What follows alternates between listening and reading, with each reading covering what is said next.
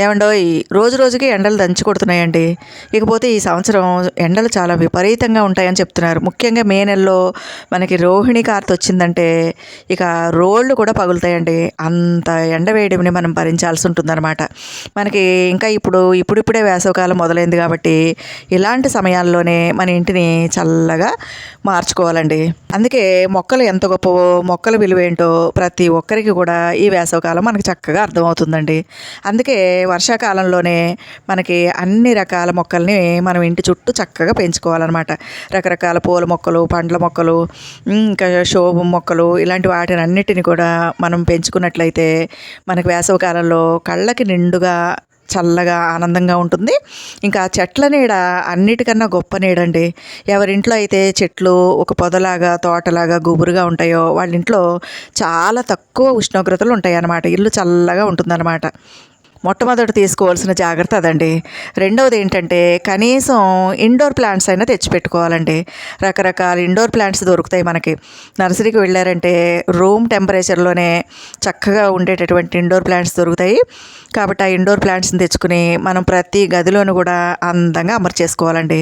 అలా అమర్చుకోవడం వల్ల ఆ పచ్చదనానికి మనలో ఒక కొత్త ఉత్సాహం వస్తుంది. ఇంకా ఆ ఎండ, ఆ ఉక్కబోత, ఇంకా ఆ చెమట వాసన ఇవన్నీ కూడా మనకి పోతాయి అన్నమాట మొక్కల వల్ల.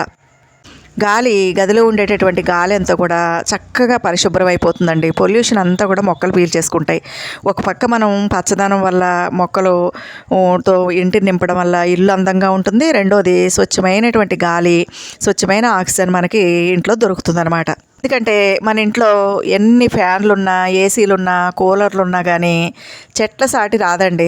ఎందుకంటే ఒకవేళ పొరపాటున కరెంటు పోయిందనుకోండి మనకి చాలా ఇబ్బంది అయిపోతుంది అనమాట. ఇంకా అస్తమానం వాటినే ఉపయోగించడం వల్ల మనకు కూడా మంచిది కాదనమాట. శరీరానికి చాలా వేడి చేసేస్తుంది. తెలియకుండానే ఏసీ వల్ల కూడా వేడి చేస్తుందండి. ఇంకా కరెంటు బిల్లు కూడా ఎక్కువైపోయి మనకి అదనపు ఖర్చులు కూడా పెరిగిపోతాయి అన్నమాట.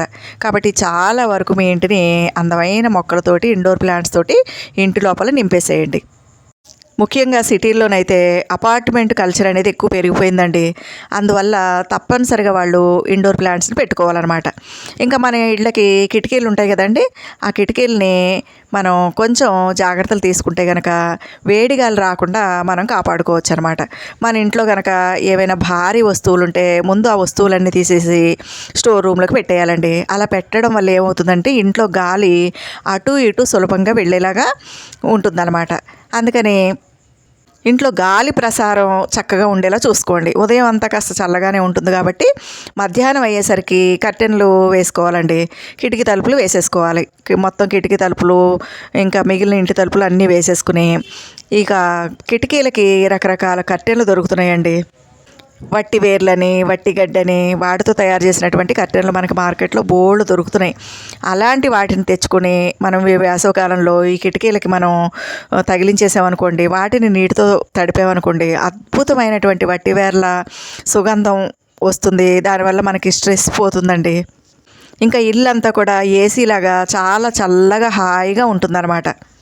ఒకవేళ ఎవరైనా వాటికి మేము అంత ఖరీదు పెట్టలేము, చాలా ఖరీదు ఉంటాయి కదా అనుకుంటే కనుక మన ఇంట్లో పాత దుప్పట్లు ఉంటాయి కదండి, ఆ దుప్పట్లని చక్కగా తడిపేసి కిటికీలకి కట్టేయాలన్నమాట. అలా కట్టేస్తే బయట ఉన్నటువంటి వేడిగాలి లోపలికి రాకుండా ఉంటుందన్నమాట. ఆ విధంగా మనకి బయట నుంచి సూర్యరశ్మి లోపలికి రాకుండా, వేడి గాలులు లోపలికి రాకుండా మనం జాగ్రత్తలు తీసుకోవచ్చు అనమాట. ఎందుకంటే ముఖ్యంగా తూర్పు సింహద్వారం ఉన్నటువంటి ఇంటి వాళ్ళకి మరి ఉదయం పూటేనేమో తూర్పు వైపు ఎండగా ఉంటుందండి. సాయంత్రం అయ్యేసరికి పడమర వైపు విపరీతమైన ఎండ ఉంటుందన్నమాట.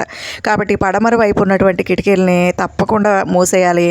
అక్కడ ఒక పెద్ద కర్టెన్ అనేది వేసేసుకుని దాన్ని నీటితోటి తప్పకుండా తడిపేయాలన్నమాట. మళ్ళీ సాయంత్రం 6 దాటిన తర్వాతే మళ్ళీ కిటికీలన్నీ ఓపెన్ చేయాలండి. అప్పుడు మాత్రం 6 దాటిన తర్వాత 6 గంటలకి తప్పనిసరిగా మన ఇంటికి ఎన్ని తలుపులు ఉంటే అన్ని తలుపులు, ఎన్ని కిటికీలు అంటే అన్ని కిటికీలు పూర్తిగా తెరిచేయాలండి.